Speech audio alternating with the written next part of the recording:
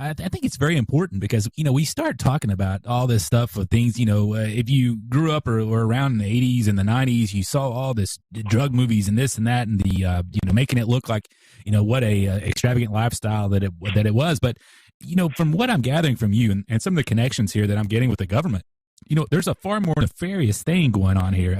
Oh, wait. That is and was the real sin, is that what I'm saying is true. Listen, everybody saw Air America, I guess. The Air America, the motion picture was with, what's his name? The Australian guy that's so popular. Anyhow. Oh, you're talking about the Patriot guy and the actor? Yeah, right. Okay. Yeah. Mel Gibson. Right. Mel Gibson. Right, Mel Gibson. Mel Gibson played in the Air America thing. Air America was during the Vietnam War. It was set up to transport. Remember, we were fighting in Cambodia and all over the place where they even said we weren't, and that it was all a secret war and all that garbage. And we were in Vietnam, but then we were also in Cambodia and the associated all that part of the country over there. We have all these wars, et cetera, et cetera. The generals that ran the war in Vietnam, all right, they were involved with smuggling gold and weapons and drugs. They smuggled drugs out. They smuggled gold between nations. The premier, the premiers that were involved, the presidents in the Cambodia and all of that area, the Vietnam, the guy, right, Vang Pao and all these people, all right, they were running Air America, which was sneaking weapons in theoretically for fighting these wars, and they were paying for it with drugs. They were paying the generals and the generals' people with drugs, flying it out on the same plane. This was in the 60s, and that is then the Iran-Contra thing was in the 80s, that 20-year span. It was the same generals that were flying the drugs out of South America out on the planes that they had just delivered weapons to South America. It were the same guys that were in Vietnam earlier flying the weapons in there and flying drugs out. They would take $700 million worth of weapons that would be flown in for the war, split them in half, hide away half of them, $300 million worth of weapons, hide it away. Then they would report a couple months later all the weapons that had been sent in last time on the flights had been destroyed in war. We need another $100 million worth of weapons in here. Okay, they would be paid at that level where they were delivered in narcotics that was worth 100 times what they were allowing payment on by the time it reached the streets of Los Angeles. The weapons that were split in half and hidden away during the Vietnam War would be brought out a couple of years later when we went into Angola or some other place with some more small wars where they needed another 100 million, all right? But those were already stolen and hidden in the warehouses and then resold again for new narcotics from another location. It's mind-boggling. All right, Air America was the entire, let me correct myself. It was a story about it. It was not all of it. That's how far back it goes. And it's, like I say, it's this handful of people. And now I have to give you the real caveat, and that is that the military generals I'm referring to were the guys that came into my toy factory. The partners. What an appropriate front, though, for a CIA drug I guess connection gun smuggling operation is a toy factory. How fitting that is. I don't know if you're a believer in the New World Order. I guess certainly as a philosophy, I guess it's inevitable that it does exist.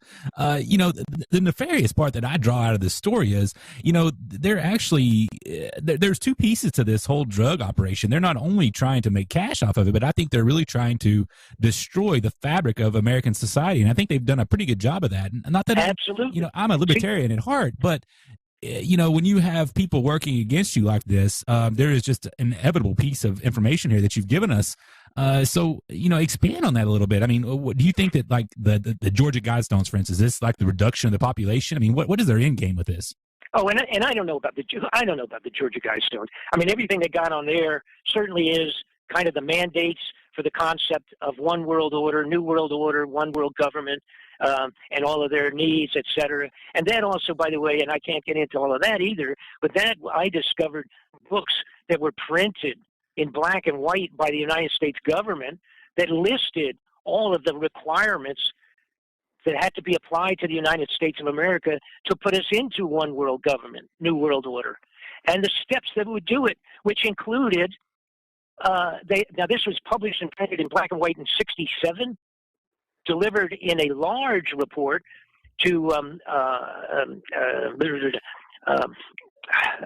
the guy that, the president that took over, Lyndon Johnson, I'm sorry, Oh, yeah. was supposed to be delivered to JFK. This report that was put together in the '60s was called the Report from Iron Mountain. It was several years in the making. Basically, it was to answer the questions of what do we have to do to sidestep the Constitution and put America into a one-world government. That report, and also they labeled it, you see, for as if it was world peace. But unfortunately, the direction to gain world peace was, in fact, world government, okay? You can't have world peace without world government. That was the idea. So that report was finished a short time after Lyndon Johnson was directly involved with killing Kennedy and took over his seat. And after doing that, it was delivered to Lyndon Johnson. Johnson classified this huge 5,000 or 8,000 page report to be classified forever, never to be released. But what happened, there was a book printed by one of the guys that was involved with doing the report, which was several years in the making. He came out, he became a whistleblower, and it was called the Report from Iron Mountain. And in that, it described what they had decided had to be done to the United States. And it included, for one thing, you have to get the guns away from the American people. That was one thing. They said that the manner by which to seriously affect for any of their projects, for example, they said they couldn't, you can't replace, or you had to replace war. They utilized war. They admitted they utilized war as a necessity, a financial necessity from their point of view, and also a manner by which to get rid of the waste material of too many young men that are uneducated. That's admitted in the thing. It's a way to clean house that way. But then they said, if we go before the people and with this world government, where we no longer are worried about Russia or China, and we're all in love with each other under one world order, one new world order, one world government, we have to still have control enough. So they said we'll have the United Nations Army. They will be the only ones that will be allowed to have weapons, which, by the way, believe it or not, that treaty that covers what I just said goes into effect December 24th. What is it? When is it? Are you talking about the Small Arms Treaty? Yeah, right. Small Arms Treaty, which basically says now it's not going to make any difference because they're not going to have time to apply it. So don't worry about that. Well, listen, here in the great state of South Carolina, we're locked and clocked. If they're ready to come take them, I'm ready for them to come. So however that works out, I'm good with that. And that's a whole separate animal. But that Small Arms Agreement basically says that the United Nations people are the only ones that are supposed to be allowed to have it. Okay, the armies of the UN. All right, but don't worry about it. It does go technically into effect on, believe it or not, the 24th of December. Okay, a couple of days. That's coincidental. Okay, yeah. Where was I? So they said, now here's what we have to do. Now you have to understand, these people sat together with meetings for like 3 years before finalizing this report. They said one thing is we're going to always have to have a fear factor. And the fear factor for the United States always has to be a direct threat to their lives. It has to be a threat to their lives, all right? Then they will still understand that they have a need, the general public has a need for a standing army to do whatever's necessary for them to stand behind and run behind the protection of a standing army. So they said, how do we do that if, in fact, we no longer tell the public that the Russians or the Red Chinese are going to blow us up any minute? How do we do that? So they said, well, one way we could come out and say that there's a terrorism. Just how about general terrorism? And it would scare people. They could blow up buildings and do things like that, but there wouldn't be a country hooked up to it. It would just be random terrorism. All right? Now, what if we had, now this came out, this is in the 60s, and they literally said, it'll take us 30 years to accomplish this, but that'll be one of the scare factors. We'll introduce a new thing for the United States called terrorism, okay? End of story. That's what happened. That worked. Took them time. They also said, and this is going to blow a lot of people's minds, written in black and white, no question about it. They said, if we start changing some environmental regulations for factories and back off on some of our environmental regulations, within 10 or 30 years, we could convince the American people that pollution is going to kill them. That's in black and white in 1967. We changed some laws, make it back off a little on industry, let them go ahead and screw up the sky, let them go ahead and ruin the water, and let them do all those things. And in 20 to 30 years, it'll be serious enough so that we can go in front of the people in the United States and say, as bad as terrorism, we now have pollution of the world, yeah, but of the United States. You know what that sounds like to me, Mr. Fletcher? It sounds like that the socialists, the communists, so to speak, have co-opted the old 1984 philosophy of I would say the terrorists, that straw man they placed out there, but as the environmental movement. And they're using both of those things now to destroy us, from what I can see. No, not now. You thought it was doing it being now. It started in 67. Is that a mind blower? In black and white, laid down as a plan that said, hey, I got an idea. We can make it look like the pollution's going to kill everybody, and that's another whole separate problem that will scare the pudding out of the American people. So, let me ask you this question. This is man to man here. We're talking some serious business here. And I'm very respectful of veterans of that era. But how did the quote greatest generation let this happen during the 60s? I mean, honestly, that was a little bit before my time. I was born in 70. I didn't have anything to do with that. I mean, here's the problem. What was going on there? Here's the problem. See, this goes back to the very beginning, and this is where you could talk about New World Order, and everybody says, well, how far back does it go? It really does go back a long ways in concept. See, after they created the Constitution of the United States, created America on the basis of this new concept where all the people voted and all this stuff and everything else, there was still, even when they were writing that and drafting it, the guys that were drafting that were the elitists. They were all the rich. They all were the landowners. They owned all the slaves. They were the wealthy elite, new governmental leaders in the United States. And it didn't take long at all for those guys, the people that are the American heroes of our nation, according to history, Lincoln, Franklin, Washington, all those guys, right back long before Lincoln, right? But they were the elitists, and they were drawing this thing together. But they were at the same time having meetings separately from constitutional draft meetings.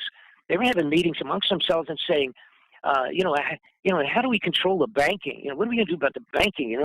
And do we really want the people to be voting? And putting in their brothers to be up here in Washington? Are we going to get anything done? And are we going to lose control? They started worrying about losing that limited control that they had the day they signed that Constitution. And the Constitution has been under serious attack. You see, they set it up, for example, where treaties can override parts of the Constitution. That's bad news, but that's a reality. Yeah. They set up that we're watching executive orders being carried out by Obama, who I think is a dictator. The worst thing that's happened in years, but it's not going to make any difference when I finish my story here, when we finish Nibiru. The point is, he's using See, executive orders, here's what happens. A lot of people don't realize this. The president puts in an executive order. If it's not challenged within a given period of time and rejected by the Congress and Senate, it becomes law, period. So that's not a good deal. What is that? See, that shouldn't be part of constitutional structure of the United States. What it says, the president can make up law. And if there's not enough concern to formally throw it in the garbage on the floor of the Senate and the Congress in a certain period of time, it will become law. It becomes codified, period. So all of these things that Obama's doing, including the Cuban thing here just shortly, without telling anybody and all the rest of that stuff. I mean, I don't know whether that's good, bad, or indifferent, but I have to study it. But the bottom line is his executive orders and executive memorandums become law if they are not challenged and thrown in the trash. Now, let's get back to what happened when Bob realized that all this money was disappearing and there was no way to launder it. Where was it going? It was going into holes in the ground, protective survival locations for the elite. I checked across the world. I found out that Russia in 2010 put out a mandate to accomplish 5,000 underground facilities for themselves in Russia. They put the mandate out that it had to be accomplished. Now, these were not necessarily as big and elaborate as the ones I'm talking about in America for the American elite, but the 5,000 were to be completed by 2013, the end of 2013, or the beginning of this year, which was 2014. They did complete them. They also completed one facility in Russia for the specific elite, and it is capable of handling, I think it's 65,000 people underground. And all of this, by the way, everything I'm saying now in fine detail is in my DVD that's available now. Right? Yeah. All of it. Let's talk all about of it. that. I want everybody to know. Yeah. I'm not able to fill all the details, but it's all there. Well, I mean, I found out that China, in the same period of time, has been doing the same thing.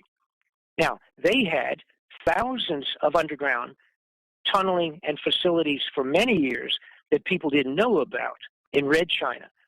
They had to go in and kind of upgrade them and utilize them in a variety of other upgraded manner, which is what they did in the last few years. I also have, which I'm not going to get into much here now, but I completely have the manner by which these underground facilities are dug and created with these giant tunneling drills that go into the side of a mountain and come back out. And when they're going in and out, you can drive an 18-wheeler down where the drill just drilled a hole. Bob, let's pause for a second. You've mentioned that DVD and multiple others. Give the folks out there, I know your website, but if they go to your website, and how can they get those DVDs? I mean, Okay, simply go on BobFletcherInvestigations.com. It's one long word, BobFletcherInvestigations.com. You will get to my website. I have approximately I took one off recently because I have about 8 or 9 of my reports. The only thing that's on there, I don't sell hammer handles and silver liniment to rub on your hemorrhoids or any of that stuff. Okay, it's just my reports. That's all we have. The ones that are most mind-boggling are CIA and drugs, which is one that I did for Sonny Bono that got him murdered. The investigation I did into Sonny's death also is in there, his murder. Also, I'm giving you my own recommendations. But this one right now, the one that you have to get, it's imperative, and you'll understand the interfacing and connections of all the stuff that's been going on. That's the one that's called Incoming Nibiru, or Incoming, the story of Nibiru. There's only 8 or 10 items there, and they're real easy. We take all credit cards, et cetera, blah, blah, blah. I'm not into the selling thing. You must get this. This is, by the way, a 2-disc, 4-hour presentation of motion pictures, stills, videos, everything inside, including taking a trip inside the underground facilities, pictures from Red China that people have never seen of some of their underground tunneling. They've also done a strange thing in China, but I know that it's interfaced and connected to this. Like I said, they have thousands of underground hideouts there, but they have built, at this point, I think it's 11 entire cities in China on high elevations that are totally uninhabited. They're still building new ones as we speak. These are cities the equivalent of New York City or Boston or Philadelphia or Texas or Arizona, biggest Denver, Colorado. These are cities all that size for multi-millions of people. There is no one living in any of them, and they are continuing to build them. So what are you saying there? I mean, do you think that I don't know. I don't know what I'm saying. I mean, okay? I mean, to me, when I hear that, I think, well, is there something going to happen, and the population that's left on Earth is going to be living over in China in these empty cities? I mean, that's the first thing. I do know this, which, by the way, I also it's included, in our presentation, both the DVDs. But a few years ago, they did a scientific study on Earth sciences as to if, in fact, there was a celestial event that caused the Earth to move in China, what parts of the Earth would go up and what parts would go down, and where would they be if, in fact, the surface of the Earth actually was altered. That was a report that they had done themselves a few years back, and all I can say is, and by the way, some of the networks have covered these Chinese, the Chinese empty cities. They're still building them. One of them is a complete replica of Paris, France, including the Eiffel Tower, and it is empty. We're talking cities, 10 to 13 cities, finished, completed. One or two are in Mongolia, by the way. They're finished and they are completed. There are no humans in them. And they have the capability, each one of them, to handle maybe 10 to 12 million people. Well, this sounds to me like that they're setting it up for specific groups of people to come there and feel at home. That certainly seems like what it is. But the actual connection, Bob Fletcher's not been able to zero in on. But I do know it. So you put that with, it's kind of like, what's going on, folks? Okay, so I finally figured out what's going on. Somebody came to me because I was asking people. I was saying, somebody, I have some really high-level people, friends, that's connections and stuff. And I said, what's going on now? We were talking trillions of money. The gold's gone. All the money's gone.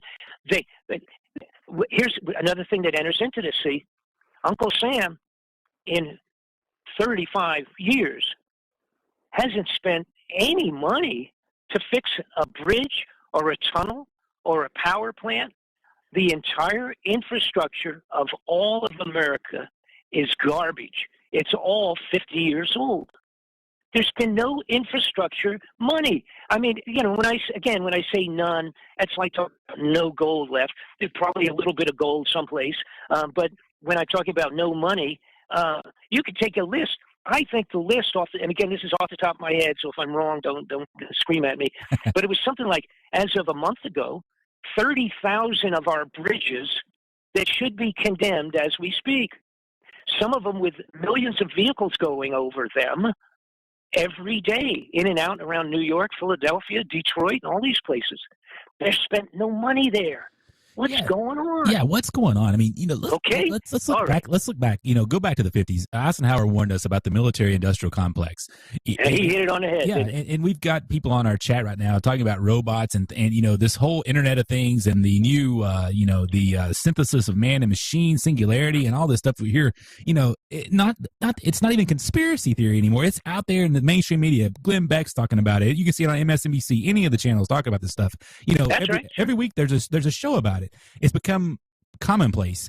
It's all real stuff. So I guess, what are we seeing here going on? Is it the end of humanity that we're talking about? There's going to be an elite. And if there is an elite, the big question is, how far up does that go? Is it the Bilderberg group? Does it go up down to that level? Yeah. And it goes up to the level that you don't even know about. But the answer to your question in general is yes, and it goes up. And then you start come on. I just can't let you go there that I don't even know about. I mean, I'm going to. That's absolutely right. I mean, what is that? And I've been doing it. Listen, I've been doing what I've been doing full time for 30 years, and I guarantee you, there's stuff up there at levels that I still don't know about, and I will guarantee you that people pulling strings, etc., that we have no idea, and unfortunately, they've gotten away with it. See, and again, all this world government, one more stuff planned years and years ago. They progressively, step by step by step. Now, there's, by the way, the first DVD that I did, the first inquiry I did was originally done on VHS, as a matter of fact, obviously, was back. I talk about it. It's called Invasion and Betrayal. And it was the basic first time in the 90s when I found the Iron Mountain Report, and I found books that were written by senators and congressmen, et cetera, warning about it and writing down in black and white from the 50s moving forward, indicating the New World Order and what they were planning to do. All right, and that's also a great. It's an older report that I did. The Invasion and Betrayal, Drugs and the CIA, Sonny Bono's Destiny Denied, and the new one incoming. Those would be my recommendations for anybody. By the way, on the drugs and the CIA, we were talking earlier about all that drugs and arms and all that stuff. Drugs and the CIA is a compilation of material that I gave to Sonny Bono. He set up a special inquiry that was to begin on the floor of the Congress 15 days after he was murdered. In other words, if he had lived 15 more days, he would have been back in Washington, and they had called me already, and I was in Los Angeles. They called me and said, we're ready to go when Sonny gets back from the Christmas holidays. Are you ready to fly into Washington? And I said, yes, let's do it. And they killed him 10 days after that conversation with me. All right. Hey, Bob, tell us just a second. You know, a lot of people out there may be, and I know who Sonny Bono is. I was a kid when he was, famous and making his way, through music. Tell us about Sonny the man. Beyond the star and the musician, what was Sonny the man like? Sonny was a great guy, and he was honest. You see, their problem up there, he ran the local politics. He got involved. And then he decided, somebody said, you ought to become the congressman for our district in California. So we did. He said, yeah, okay, I'll run. But Sonny was still naive at that level. And but he won. He won because he was popular. He's a neat guy. All right. So like you, we were all raised with him. And by the way, I was in the music business big time for 20 years before I got into the toy business. I was a promotion director for MCA Records. I introduced my job was introducing new artists. I introduced Elton John, and I was on road with The Who and every country star, Loretta Lynn, Conway Twitty. I did all of their promotions. Wow. I was the promotion manager. Yeah. Okay, forget that wonderful part of my life. Back to the horrors here. So Sonny gets in up into Congress, and they sit down with him real early, and they say, listen, which is this kind of a speech everybody gets when they go up there. And it's, pay attention, be cooperative with us that are already up here, and you'll do fine. If you cause trouble, you will not be reelected next time, period. So then, right after he got in, they had the investigations of the Waco murders where the government came in and burned that church down and killed all those children with the gas and all kinds of stuff. And by the way, even special operatives shooting people when they ran out of the burning church in Waco, Georgia. Waco, Texas. Okay? He sat on that. He was on that investigation. And he broke into tears and sobbed when he saw the testimony on what they did to the children. And they knew what was going to happen, that it was going to burst into flames when they put that gas in. And they knew it, and they did it, and they fried all those kids inside that building. Not necessary for any reason except to forward the New World Order concept of arms control. That's what that was for. The destruction in New York City of the Twin Towers was the same thing. And what it got us was the brand new new laws that we now live under in the United States, all right, for terrorism. And the reality is it's clamping down on Americans beyond their wildest dreams under the guise of protecting you from terrorism. But get back to Sonny. Sonny was blown away. He was destroyed. When he got up, he was just naive, and he still thought that there was some kind of an honest, moral government up there. And he found out that was absolutely not the case, and it had broken his heart. At one point in time, when I was up to meet with Sonny in Washington, I went in at one point in time, probably about 1 year before he was murdered. I went in, and Frank Cullen, the guy that runs his office for him, his administrative assistant that runs everything, he said, "Hold it, Bob, we can't even go in." And I looked in the office, in Sonny's office in Washington, and there's people with special equipment climbing all over the desks, and there's white material all over from the ceiling and all kinds of stuff. This is in the Congressional building. And I said, "What's going on?" And Frank Cullen said, "We're having to tap. Somebody's been tapping all of our telephones in the office." So we have a seated congressman who was a troublemaker because he was honest, having his phones and everything tapped in the Congressional office building itself, in his office. Freaked me out. We went on down, we had lunch. I delivered some materials to him that I had promised him, which is some of what I was talking about, in the DVD that I did called CIA and Drugs. That was the one. It took 8 months. He finally got back to me, and they said, "We're going to do the report. We're going to do the investigation using most of your materials and other people's."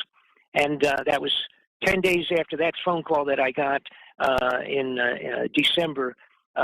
Sonny was bludgeoned to death on the top of the hill in the snow resort and the ski resort. So what do you think Sonny would have done? What was his end game there? I mean, did he really? His end game was the same as Bob Fletcher's, and that was to expose what was really going on and how far up it went. The bad guys in power and in control could not permit him to begin that investigation. It hadn't become a formal event until it was planned for about, like I say, 15th, 17th of January. It would have gotten cranked up when he got back from the holidays. All right? See, now, if it had been allowed to begin, then it would have had to continue even if they had killed Sonny. But by killing Sonny, who was the pivot point of this entire inquiry, by getting rid of him before they even put the gavel down, they wiped it out. Boom, it disappeared. It's like it was never going to happen. And that was the end of it. And end of story. But I was so excited. I was elated. Boy, I said, son of a gun. I'd already been involved with several and saw them go no place. They don't go any place with these inquiries. It's garbage. And the reason they don't is because at the highest level of the strong arm, they get with people and they simply say, "Listen, Ross Perot, drop out of the race. You're shooting your mouth off too much, or we're going to send your children, your grandchildren, home in poly bags." And Ross Perot disappeared. Oh, wow. He didn't run anymore. What do you think this country would look like today if Ross Perot had actually won that election? I mean, besides if they put a bullet in his head, I mean, if he had continued on, do you think he would have saved us? Oh, I don't know. No. Can I only give you my honest opinion? Absolutely. As of 1963, when they blew Kennedy away, or 60, was that right? Yeah, no, 60. Yeah, 63. Yeah. When they blew Kennedy away, they killed all chances of this country ever pulling it out and getting straight again. It was all over. Yeah. Nobody. Yeah. God would have to come down himself and to straighten it up. Period. End of story. Well, that's a great transition into the, we've been talking about a lot of this stuff that we can touch, and we can kind of see some of this stuff and grab onto the political nature and the digging in the ground, the tunneling and the setting up for the end of the time. But, Nibiru is a big thing, Planet X, Nibiru, it's a conspiracy topic that's been out there for years and years and years. Sure. A lot of people don't believe it. Some people believe it like it's religion. As a matter of fact, it's in a lot of the Bible, the Catholic Church, Wormwood, they're looking for. That's right. That's right. See, that's not garbage. So you got to remember one. All right, well, let me shift back to my own situation. All right. Again, as I said, I just started looking at criminality, more theft. Oh my God, what's going on? Huge amounts of money. And I said, and I'm getting old, and I don't want to do it anymore. And then I said, wait a minute, I got to look into this. So I started looking and trying to figure out what's going on, because what had taken place simultaneously with the creation of underground facilities and all of this stuff, what had happened was a moving away from the world government thing. Bush was still screwing around with it, talking about it, talked on the UN floor, the UN, and what we're talking about here is a new order, a new idea, oh boy, doing his thing. And by the way, I have to point something out to everybody. None of my reports are partisan at all. None of my reports point one way or another. Both sides of the fence are as criminal and crooked as you could ever imagine, period. It's Republicans, it's Democrats. And there's a few independents that are probably not involved, and most of them are broke. But the point is... Let me ask you a personal question. Yes, what do you think about Ron Paul and Rand? I was a big Ron Paul supporter, and I see Rand positioning himself for the big seat, but I just don't think he stands a chance. But I'm really disappointed with his playing this week with Rubio. As far as this situation goes, is there any candidates out there that you can see that's going to at least maybe not save us, but give us a little extra time? And what should we do? Should we vote for the Democrats, or should we vote for the big R team? I'm really not sure.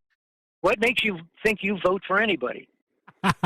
Well, it's funny. Now wait a minute. Stop. Listen to what I'm saying now. Yes, what makes you think you voted for anybody? Did you go in and pull an electronic thing?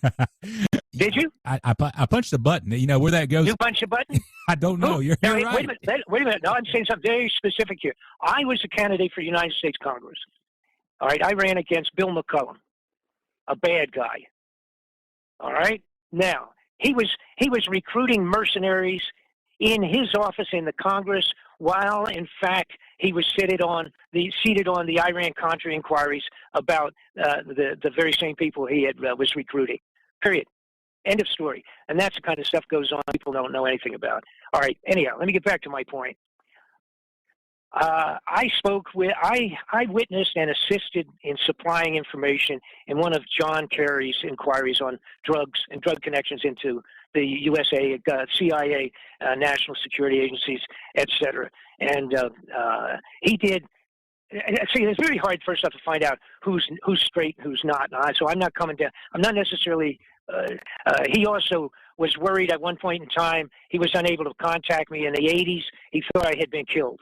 And he sent the FBI in to two different locations to track me down. Okay, Bob, listen, you've reached a whole other thing, and I've got to stop you right here and ask you about this. You start talking about John Kerry, and we're talking about... Well, let me ask you a question. Let me finish. Was he involved? Let me finish. What? Excuse me. What'd you say? Go ahead. I said, no, is he involved in this whole thing? We get his little story in Vietnam. Was he in the drug cartel business back then? No. That's why. No. That's what I'm saying. Let me finish. All right. Let me just finish. So I assisted him. That was my contact. I supplied him with information on some inquiries that I think were very legitimate that he was making. See, the big problem is it's hard, even at my level, where you go in and talk to people and hand them and do this, and they call you and you're back, blah, blah, blah. It's hard still to tell whether they're really good guys or not. It all has to come out in the wash. That's hard to tell. But in John Kerry's situation, his offices were concerned about my life. They sent in the FBI specifically to track me down because they were unable to reach me for 2 weeks, and they were concerned I was dead. So I liked him for that. I thought that was good. Now and I have no idea where I was. You interrupted me, and now I blew my whole thought here. Okay. What in the world was I going with No, this? welcome to Weekend Okay. Conspiracy. That's kind of the way we handle it here. There, I mean, Bob. Okay. All right. No. Hey, it's okay. I'm just pulling your leg a little bit, but that's the truth. Yeah, no. So let me try to get back to where I was. Um, son of a gun. Well, no, All right. we were talking about, you were with John Kerry, and you were talking about dealing with him and giving him information. And That's correct. And I was curious, why did he want Why did he care about you? John Kerry, to me, I look at him, he's a Heinz boy. He's not made anything of himself. He's a liar as far as I'm concerned. Kerry, here's what happened. See, everybody was interested. Oh, I know where I was going. Okay, we were talking about voting and whether you thought you were voting for somebody, et cetera. All right, so John Kerry was the head of the Senate inquiry on drugs and the CIA, and they got a hold of me because I had already been a witness in the other hearings several years earlier with the Iran-Contra stuff. Like I said, I had paperwork in my hands that nobody in the Senate and the Congress had ever even seen. I had stuff out of their offices, for crying out loud. All right, things that they thought they had wiped out that I had gotten a hold of before they were wiped out. All right, blew them away. I sat before the chief legal counsel for the House Foreign Affairs Committee. I supplied him with 100 pages of documents. I thought he was going to fall off his chair. He said, "We never saw this ever in our congressional inquiries. Where did you get this?" And I could have told him, but I didn't. But anyhow, the bottom line was that was the status I had reached. So John Kerry's people, his name is Jonathan Weiner with John Kerry's office, contacted me, and I had been in contact with him for a couple of years. He had contacted me at one point in time and said, "What do you have on this guy and that guy and this guy?" And I said, "I'll find what I got and I'll deliver it to you." So when I ran for the Congress, Jonathan Weiner, John Kerry's administrative assistant, ran his office. He's now with the State Department. He contacted me, and we were talking about my running for Congress down there. And I said, I don't have the money or any of that stuff to win this, but I'm sure going to cause a lot of grief, And he says, "What are you going to do if you really got in up here?" And I said, "I'm going to be the biggest pain in the butt that you've ever had in Washington." Now, this is 1990. He said, "I got news, Bob. You are already considered to be the biggest pain in the butt we've had in Washington in about 5 years." And I said, "That's the best thing I've ever heard one of you guys tell me from up there." And but to move back to where we were talking about your vote, he said they called me after I lost. I didn't lose by much, and that really freaked out the incumbent that had been in up there for 3 terms, 6 or 8 years, Bill McCollum. It freaked him out because I was within 9 points, and he spent 10 times the money that I had to spend, literally. And I was within 9 percentage points of taking the seat. And Jonathan Weiner from John Kerry's office called me, and he said, I was looking at the numbers, and he said, you might actually have won that seat because that whole area and district in Florida where you are, we had found that in some cases, every second vote that went in on the Democratic side electronically went over to the Republican candidate. Wow.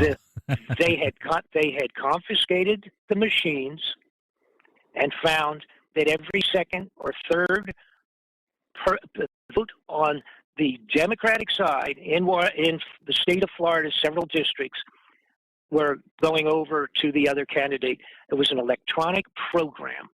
And if anybody thinks, and by the way, all this stuff you can also look up if you really want to. Just look up electronic voting machines legitimacy or something like that on Google. They'll probably give you so many pages you couldn't read them. But anyhow, so my point. I was just saying, my point was when I said to you, you have no idea who you voted for. Exactly. Maybe you did. So as we transition into the Nibiru thing, I think it's an important thing to mention. We started this show a little bit different. I'm glad we did because, man, this is such a fantastic conversation with you there, Bob Fletcher. I've really enjoyed it. Your information, man, is legit. I sense a bit of, I talk to a lot of different people on this show, and sometimes I get a little BS involved, but I get a lot of truth from you. I get the good vibe. But I'm going to mention something here. And from your accent, I kind of get that you're north of the Mason-Dixon line, but today is December the 20th, anniversary for the great state of South Carolina here in FEMA Region 4, where I'm broadcasting from, is when we actually seceded from the Union. Is something like that in order here? I mean, what are we dealing with? How do we go forward with even this illegitimate government? And then we've got this Nibiru thing possibly out there on the horizon. Well, what are we fighting for? What are we fighting for here? I mean, is there any fight here? Here's a sad point. When I started this, first off, I was like everybody. I was a naive guy. I was a businessman. I've been in a variety of businesses, big industry of, in executive levels in the music business. I had my own companies. I'd had hit records that I produced and all that garbage. I was very much like Sonny, as a matter of fact. Our lives were very, very similar. And then all of a sudden I get involved. Let me tell you what happened. I legally, and I'm doing this for a very specific reason, legally I started trying to chase, once I found out and realized what was going on, because they tried to recruit me, you see, into the Central Intelligence Operations as an underling out there, contract agent. And they wanted me to go to Angola to take a couple of trips, and they pay $2,000 a trip. The guys guaranteed me I could make over $150,000 a year by just running around and supplying information. So they wanted to recruit me. And of course, I turned them in instead. The bottom line is, back then, I started chasing legally to try and get my money back. They owed me $250,000. Is not a lot of money to some people, but it was a lot for me. I had many years. I had a lot of years in my business to create it. I was on the verge of making millions of dollars and being happy and making toys, for crying out loud. All right. And I owned facilities in Six Flags amusement parks, retail, magic shops all over the country, and all that kind of stuff. It's just nothing but happy, crazy stuff. And then I get involved with people that are killing people and smuggling drugs for a living. So anyhow, I first went to try to do something with my lawyer, hand in hand, to see what we could. I thought it was going to be an easy lawsuit. I just sue them, and they would. This jerk would pay me the money. That'd be the end of it. My toy factory was classified as a secret operation, and I could not go to court. They classified my toy factory and the information and people involved in my toy company as secret, and was not able to pursue. And that came out of the president's office, George Bush.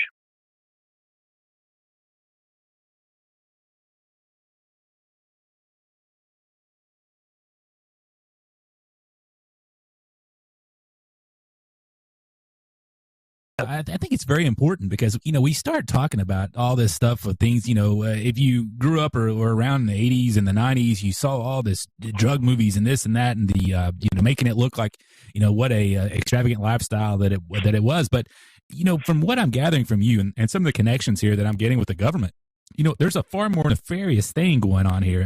Oh, wait. That is and was the real sin, is that what I'm saying is true.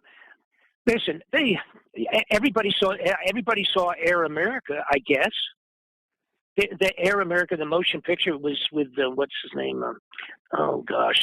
The Australian guy that's so popular. Anyhow. Oh, you're talking about the Patriot guy and the actor. Yeah, right. Okay. Yeah. Mel Gibson. Right. Mel Gibson. Right, Mel Gibson. Mel Gibson played in the Air America thing. Air America was during the Vietnam War. It was set up to transport. Remember, we were fighting in Cambodia and all over the place where they even said we weren't, and that it was all a secret war and all that garbage. And we were in Vietnam, but then we were also in Cambodia and the associated, all that part of the country over there, with all these wars, et cetera, et cetera. The generals that ran the war in Vietnam, all right, they were involved with smuggling gold and weapons and drugs. They smuggled drugs out. They smuggled gold between nations. The premier like of the premiers that were involved, the presidents at in the Cambodia and all of that area, the Vietnam, the guy, right, Vang Pao and all these people. All right, they were running Air America, which was sneaking weapons in theoretically for fighting these wars, and they were paying for it with drugs. They were paying the generals and the generals' people with drugs, flying it out on the same plane. This was in the 60s, and that is then the Iran-Contra thing was in the 80s, that 20-year span. It was the same generals that were flying the drugs out of South America out on the planes that they had just delivered weapons to South America. It were the same guys that were in Vietnam earlier flying the weapons in there and flying drugs out. They would take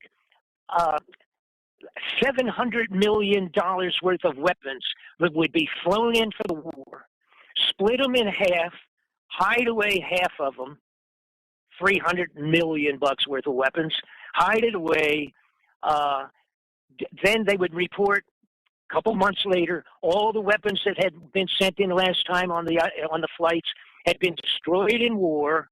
We need another $100 million worth of weapons in here. Okay, they would be paid at that level where they were delivered in narcotics that was worth 100 times what they were allowing payment on by the time it reached the streets of Los Angeles. The weapons that were split in half and hidden away during the Vietnam War would be brought out a couple of years later when we went into Angola or some other place with some more small wars where they needed another 100 million. All right, but those were already stolen and hidden in the warehouses and then resold again for new narcotics from another location. It's mind-boggling. All right, Air America was the entire. Let me correct myself. It was a story about it. It was not all of it, but it was. That's how far back it goes, and it's like I say, it's a handful of people. And now I have to give you the real caveat, and that is that the military generals I'm referring to were the guys that came into my toy factory. The partners. What an appropriate front though for a CIA drug I guess connection gun smuggling operation is a toy factory. You know how fitting that is. You know I don't know if you're a believer in the New World Order. I guess certainly as a philosophy, I guess it's inevitable that it does exist. You know the nefarious part that I draw out of this story is they're actually there's two pieces to this whole drug operation. They're not only trying to make cash off of it, but I think they're really trying to destroy the fabric of American society, and I think they've done a pretty good job of that. Not that absolutely, I'm a libertarian at heart, but when you have people working against you like this, there is just an inevitable piece of information here that you've given us. So expand on that a little bit. I mean, do you think that like the Georgia Guidestones, for instance, is this like the reduction of the population? I mean, what is their end game with this? Oh, and I don't know about the Georgia Guidestones. I mean, everything that got on there certainly is kind of the mandates for the concept of one world order, new world order, one world government, and all of their needs, et cetera. And that also, by the way, and I can't get into all of that either, but that I discovered books that were printed in black and white by the United States government that listed all of the requirements that had to be applied to the United States of America to put us into one world government, new world order, and the steps that would do it, which included now this was published and printed in black and white in '67, delivered in a large report to the guy that the president that took over, Lyndon Johnson. I'm sorry, was supposed to be delivered to JFK. This report that was put together in the '60s was called the Report from Iron Mountain. It was several years in the making. Basically, it was to answer the questions of what do we have to do to sidestep the Constitution and put America into a one-world government.